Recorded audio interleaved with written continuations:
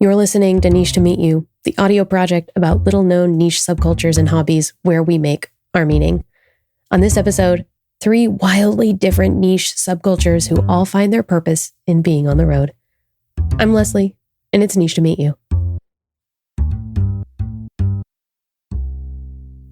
There's a concept I've come to know of in sociology. It's about the different environments or places we find ourselves. The first space is our home. The second space is where we might work, and then there are third spaces. The term originated with a 1989 book by Ray Oldenburg called Good Place.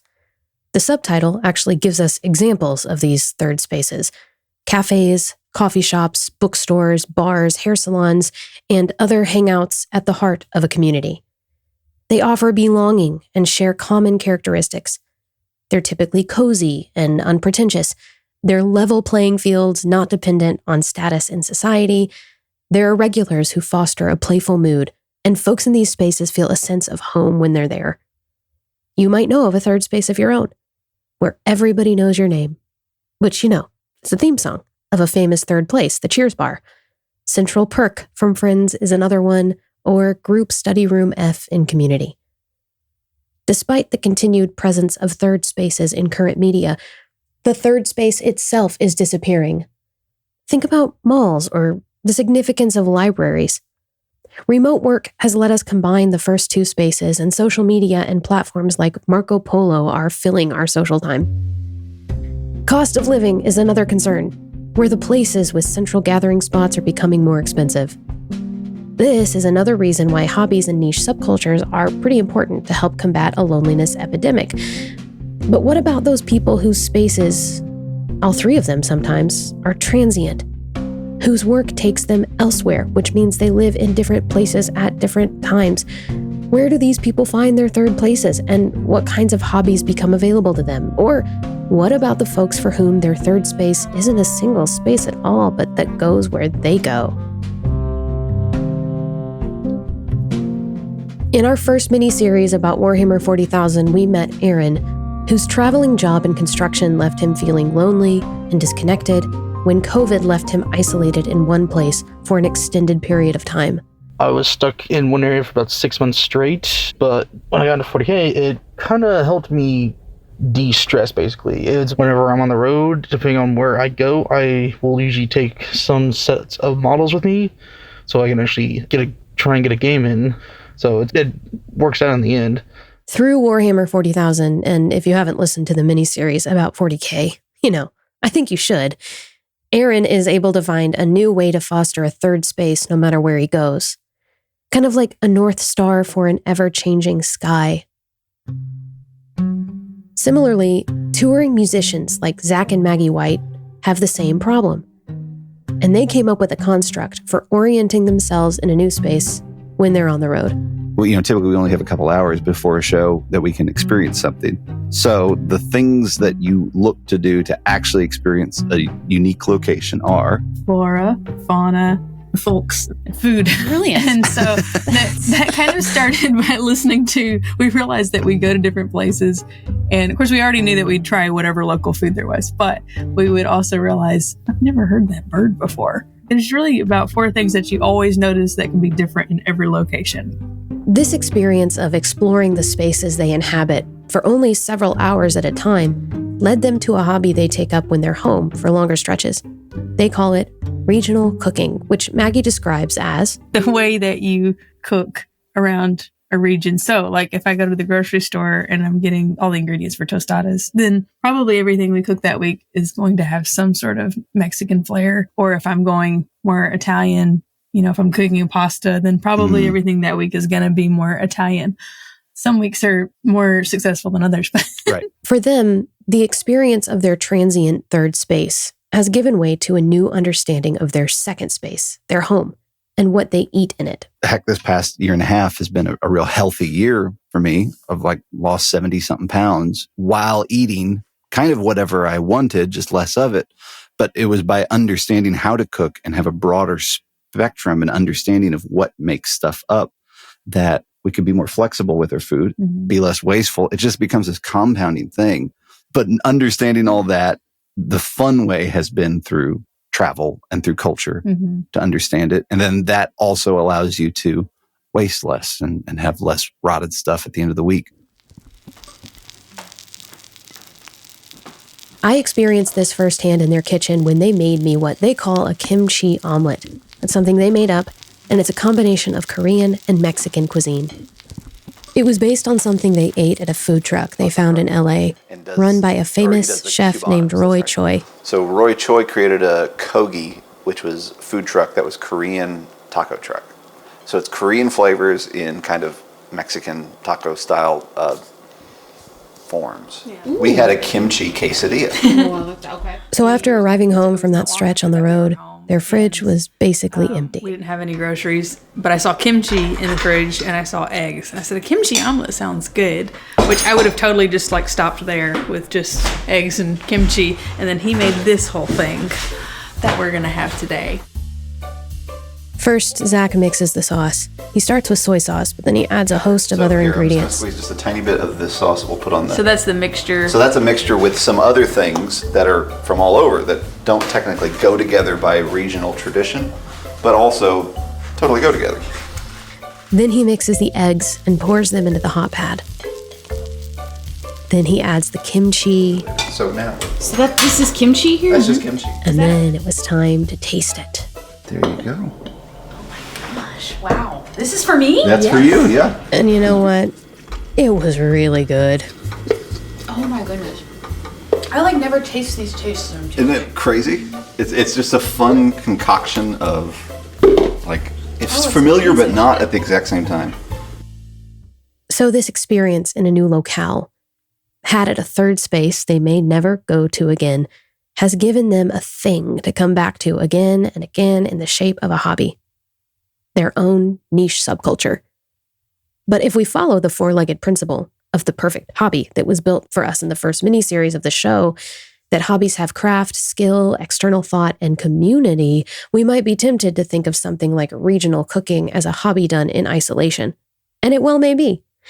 But food naturally causes us to invite others in, which is what happened with Zach and Maggie. On a trip to Amsterdam, we had one of the street stroopwafels, the little kind of thin waffles with a bit of caramel in between. You get them on like Delta flights and those prepackaged things. But when we had them there, we went, this tastes so much better. It was much more spiced. Mm-hmm. They add a lot of kind of the traditional Christmas spices, nutmeg, cinnamon, clove. And it was such a delightful thing to kind of watch someone make it. They're very fast to make. We thought, man, that would make a great get together or an excuse to get together. And when 2020 happened, we decided, hey, let's do it. It's a big outdoor event. It's fall. This feels like the right thing. And we just had our fourth annual Stroopwafel Day. It's one snippet from our life. So like there's a personal side and we remember that trip. Mm-hmm. It was the tail end of this fun vacation before a work trip. But now we get to bring it home and share with people. It's as if the times they're barely able to experience their surroundings can be digested, no pun intended, by sharing the culture they enjoy with the folks back home too. They're even considering starting a supper club for the times they're in town. But work travel makes this hard, so to share this hobby of theirs while they travel, they've made a cookbook, pairing recipes with songs on their album. Like, for example, a delicious dessert made with bananas they've named Bring a Banoffee. It pairs with their song, Bring a Banana. And then there's this recipe. Bologna and white sauce. Which is a gross sound. It doesn't sound good, but it tastes amazing. This dish accompanies a song called Family Tree. How about we don't look too close at the family tree? I'm afraid your branch may be rubbing up a little too close to me. Let's just say we're... It's a tune that was inspired by Zach learning that distant generations of his family, the Whites, lived in the same town as Maggie's distant relatives. And apparently, her family is a big fan of this dish. You grew up having it. Yeah. Fried bologna and then a white gravy. And it is spectacular. I will just have to take her word for that.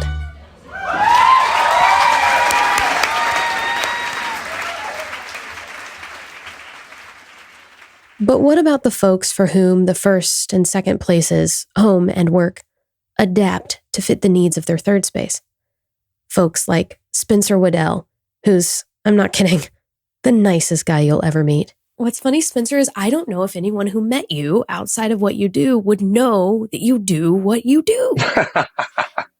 No, it's very true. I've been that one kid that's always like wanted to be everybody's friend. And it's funny that we talk about this in the light of Akira Toriyama passing, the creator of Dragon Ball Z, which I'm wearing my little Saiyan shirt, like with And that's train. a Dragon Ball Z character that you're wearing? Yeah, so this is a Dragon Ball Z character. His name is Goku, but he's really easy-go-lucky, kind of having meeting friends. But you relate to that character. I super do. And like the whole always pushing yourself to your limits, trying to meet new people and being stronger and just having fun through fighting. When Spencer says fighting, he means with swords. Spencer is a vagabond longswordsman, one of the best in the world. But that's not all he does. He's a trained stuntman, founder of a nonprofit that teaches about swords and fighting, travels around the world to do steel fighting. He does African martial arts, European martial arts, reenactments, and competitions. Like a recent fight at the Arnold Sports Festival in Columbus, Ohio, at which Arnold Schwarzenegger himself, Conan the Barbarian, knighted the champion. So he shook Sam's hand, and Sam was just talking to me like, oh, you're just such a my hero, like Conan, talking about Aquila, all these things. He's like, would you knight me? And I hear him say, absolutely. And he hands him the sword. That's why he kneels. And I was just like, oh, I would have thought of that. So perfect. And that helps bring some more claim to our game, which is all about making the connections through whatever way happens so we can bring more acclaim to the sport and just show people what it is. The seeds for this lifestyle were planted in Spencer at a young age. Growing up as a kid, I just go in the backyard and play with sticks like my friends. Like, and we hit each other's sticks and pretend to do sword fighting. And that's the start right there. From there, Spencer started taking karate and other martial arts in his teenage years. Then he joined the military. I was stationed in Ramstein, Germany. So, Europe. Castles. I remember going to Heidelberg Castle for the first time and actually seeing a castle in a town. But that's how I started doing some historical sword work there, some German style, some other, which would be HEMA, historical European martial arts, and learning that. And I was like, oh, okay, that's cool. So when he came back to the States, Spencer trained with folks who traveled all across the world to do reenactments. And for him, this is where his love of the stuff took off. It's just so cool to be able to walk these lifestyles or watch this history, actual human history, or if you want to just find out the swords or weaponry and actually understand what the people did back then, but then also share it. Like I had a chance to go to Greece. It was the 2500th anniversary of the Battle of Plataea. And we went to the place in Greece. We actually were wearing what they would have worn. We marched. I was wearing Greek sandals. It was in the heat.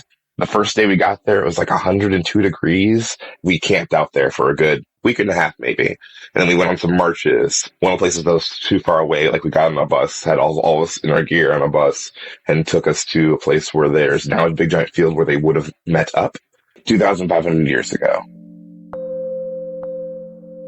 And I remember, like, people from the local village would come, like, there's this father and two girls, and they come and take pictures with us.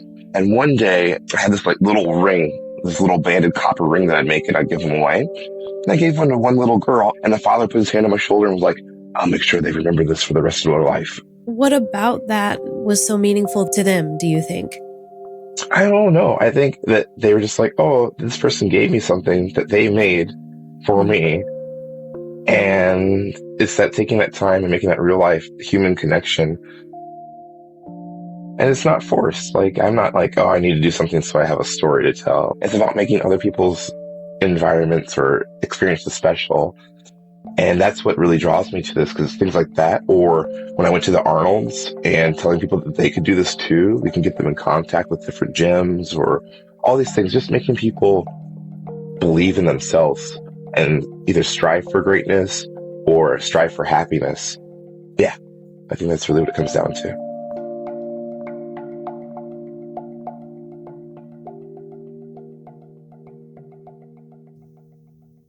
Spencer's hobby, or maybe more appropriately called lifestyle, gives him purpose that drives everything else. And it helps him connect with people and their own histories all over the world. But he doesn't have a central location. In fact, we had to coordinate our interview for a time when he was in a spot with internet. His life truly revolves around the subculture in which he finds meaning and belonging. It's really always been about what I want to do and everything else. But people are like, but that's real life and fantasy. I'm like, well, that's why I made it a part of my real life. It's not all about the lifestyle. It's about the lifestyle that I enjoy. And it's really interesting that this world could bring so many people together. And it's just really fun because who doesn't want to be a knight in shining armor or help a knight in shining armor or go on adventures with knights in shining armor? There's lots of things to work. And if you want to be a part of it, that's the way to be a part of it. For Zach and Maggie and Spencer, the third space and their niche subcultures where they find community and belonging, these things are far and beyond. That's where they begin. But what about for folks whose hobbies and niche subcultures start at home, but are enhanced elsewhere? We meet one such hobbyist, a Rubik's cubing middle schooler, and the rock star who inspired him, after the break.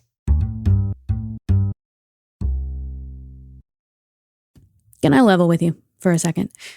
A lot of shows at this point will tell you to subscribe, rate, and review. And I would love if you subscribed. Truly, I'd be honored. But to be honest, the other two don't help me that much. It has to do with like charting and all sorts of things that frankly, I'm just not eligible for. But you know what would really, really help? If you texted 2 friends right now to tell them about this show, that you've been enjoying it and you think they will too. It could literally be something as simple as, hey, I've been enjoying this show, and I think you will too. And you know what I'll do? I'll even play you some music for 15 seconds while you do that, so you don't miss a thing. And if you're driving, please don't do this, but maybe wait until you're done. Okay, here's the music, and we'll get right back to the episode.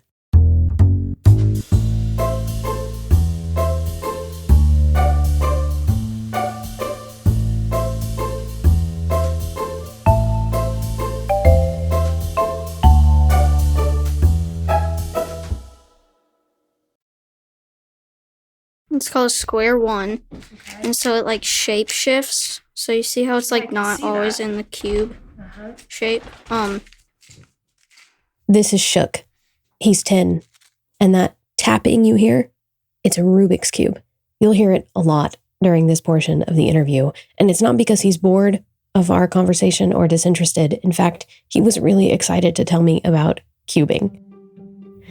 No, he's constantly working the cube because the entire activity relies on the ability to recognize shapes and patterns and recall the series of moves called an algorithm to fix it, and to do the thing without even thinking about it. So it's not just that you know the algorithms, it's that Yep. your fingers are working fast and you're Yep. used to them working that fast? You have to be able to recognize patterns super quickly, and there's some algorithms that just like they can solve it just immediately. And that's muscle memory. Yeah, it's You're muscle drawing on your muscles to solve it. Yeah, like practice. That's the biggest thing you can get. And so it's just if you practice for a huge amount of time, you can get to Max Park because he knows similar algorithms to what I know. But he's practiced for a lot of time. So it's not Max Park, by the way, is speed cubing legend. He's the central figure in a wildly popular 2020 Netflix documentary about the activity, and he's arguably the best cuber around right now. And Shook, well, he's a big fan. Max Park, Max Park, Max Park, Max Park, Max Park, Max Park, Max Park, Max Park. But it's not just Max Park. Names are a really big deal. Like you've said a lot of names. Yeah. There's like a lot of celebrities in cubing. Yeah. For you who's doing it right now, do they like inspire you? Are you motivated by them? Yeah, kind of. Sometimes. When you watch them solve, like when I watched Luke Garrett solve in person, his fingers were moving so fast. You can't even tell they're moving. 2 seconds later, it's done. And so you just watch them and be like, how do they do that? Turns out it's not only memorization and muscle memory, but it's memorization, muscle memory, and time. To simply focus and zone out while solving a cube over and over, which, frankly, makes speed cubing a young person's game. Shook mentioned the name of another cuber featured in the documentary alongside Max, whose name is Felix Zemdix. At that time, Felix Zemdix was pretty good, but he's getting older now, so he's getting a little rusty. People age out? Sometimes, yeah. So, it's kind of like Messi, where He used to be the best soccer player in the whole entire world. That's Pretty interesting good. that it happens in cubing too. Yeah. It happens in everything. Like, eventually you're going to have to, like, buy a house and find a job and stuff like that. So you just don't have as much time to cube. It's true. The older we get, the harder it becomes to lose ourselves in something to the point of obsession. This makes the younger years more of a perfect ecosystem for something like cubing to thrive.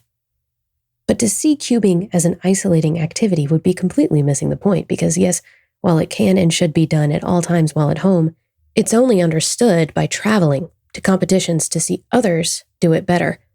The competitions are where the thing is truly brought to life. Basically, you're solving at home, right? But then you add competition. So you do 5 solves. And then your best and worst time get removed. And then your middle 3 solves, they find the average. So it's not as high pressure as you've got 5 chances to solve it as quick as you can. Yeah. So it's not quite as nerve-wracking. Yeah. You can do like races, like if Max Park's sitting right here in a competition, and then Yi Hang Wang's sitting right here in the competition. And they can just be like, hey, do you want to race? And then they can, like, whoever solves it faster. Even in the telling of Shook's growing interest in cubing, there are these subtle hints to the community it forms, especially when he finds himself with other folks who have gathered to compete. It's good to go to competitions because there are a lot of other cubers there, and they can teach you a bunch of stuff. The community is probably the best part of it, because you're still solving cubes. You can solve cubes whenever you want at home, but not with, unless you're having a party, you can't do it with a bunch of other cubers from all around the world who have all different times, who know all different algorithms. So it's really fun to be there. It seems like even though this is an isolating sort of a thing that you could do for hours and hours on your own, the real joy of it is getting to come together with other people. Shook's third place, built around the Rubik's Cube, experienced at competitions, really begins in isolation, shutting off from the outside world to immerse and learn. Now, for a new generation of learners, that can begin with YouTube, which is true for Shook. Once he got his first cube as a birthday party favor, he found himself stuck and turned to YouTube to solve it. I went online and saw this guy named John Schneck. He had a cubing video, and so I watched his cubing videos, and then I solved the cube for the first time. What he found was a series of videos called Cubiversity by John Schneck, who's a friend of his parents. Cubing has a thriving YouTube presence with people teaching algorithms and methods for solving, including John and Cubiversity. But John himself was never a cubing kid like Shook, mostly because the access to information didn't exist. I remember having one when I was a kid, but there was no YouTube and I didn't know how to do it. There are clearly people who figured out how to do it without a video or instructions or whatever, but I never could solve it. So it was just frustrating. It wasn't until John became one of those old guys that Shook made mention of that had things like houses and jobs and stuff like that he revisited the Rubik's Cube while on the road as the guitarist for a band called Reliant K. We were somewhere and I was in like a Walgreens. Okay. And I just bought it and it had a DVD that's like Learn to Cube and it was like an official Rubik's Cube. And I was like, I've always wanted to do this. So I literally just laid in my bunk for a couple days and learned how to do it. But the DVD was terrible. So that's when I got the idea to make Cubiversity. The idea was this: to teach the algorithms using 8-bit music. John and a couple other friends interested in the cube hadn't seen anything else like it at the time. We're talking 2012. And they made a Kickstarter to support buying equipment to film and record the video content.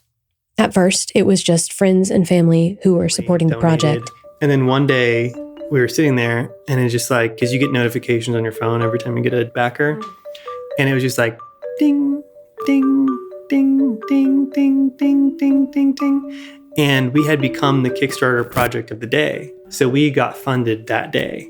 Then now it just kind of lives on my YouTube. But the fun thing is every once in a while, someone will come up to me and be like, my kid learned to do the cube from Cubiversity. And I was like, oh, how fun. And 100% of the time, the kids always end up being way better than I am. Because, again, the kids have the benefit of being able to isolate and focus on the cube and learning the solving algorithms and remembering how to implement them and teaching their muscles to move quickly through the movements. And you lose it too. If you don't cube for a month and you pick it back up, you're like, how do I do this again? It's the same way with me in the guitar. I was a better guitar player when I was 16 years old than I am today. No doubt about it. Because when I was 16, the only thing I wanted to do was play guitar all day long. And now sometimes I will go a month without even picking up a guitar. So yeah, same principle with cubing. They do it 12 hours a day. It's all they do. I never had the goal to be a speed cuber. So cubing is one of those things where if you can walk into a party and there's a Rubik's Cube there and you pick it up and solve it, everyone thinks you're really, really smart. But it's really not that hard to do if you learn how to do it. John came to the cube while on a boat in a sea of responsibility, or rather, riding the highway of responsibility on a tour bus. The thing about being a touring musician from my experience is, especially in a quote unquote successful band, is that you have basically 1 hour a day of work. And so when you're on tour, that leaves you with 23 hours a day to not work. So like one thing I did was I finished my marketing degree on the road because I was like, I have all of this time, I should go to school.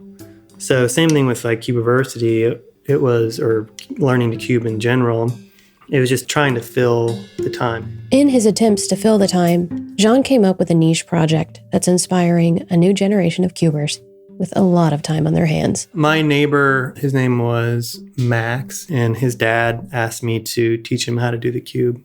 So we started a club, and there were 2 members. It was me and Max. And we actually made shirts. But anyway, I had this idea that we were going to have like cube meets and we were going to do this whole thing and maybe even start a chapter and like go to tournaments and stuff. But I remember like a week after I showed Max how to solve it, he came over and he was like in the 20s. And I was just like, and it was that same mentality. It's like, I am getting up every day, getting my kids ready for school, working, coming home, doing house projects, mowing the grass. And Max is sitting in his room. He goes to school and then he comes home and he sits in his room until bedtime and cubes. And I'm like, how did you get so good at this so quickly? And I'm like, oh yeah, it's because it's all you do. It's been over 10 years since John discovered cubing while a touring musician. And while he's still in the band, they aren't on the road as much as they were back then. The cube goes untouched most days. But as I left his house after the interview, I noticed, placed perfectly in the middle of a built-in bookshelf to the side of the front door, a Rubik's Cube. Maybe waiting for a party to be picked up for a trick. When we consider the hobby or a niche, we picture the thing starting where we're planted, in a third space, maybe where we go on a Wednesday night, the places we frequent in the neighborhood, the places where we find belonging. And belonging is a thing that can come from anywhere, even the road. The Niche to Meet You project and the stories we tell within it are lovingly crafted for you by me and my storytelling sidekick, Chris Thiessen. The audio is perfected by Kevin Morris. The theme music you're hearing now is by Abigail Flowers, and the art, the beautiful blue and yellow art, is by Rachel Hardacre. I'm Leslie, and it's been so very niche to meet you.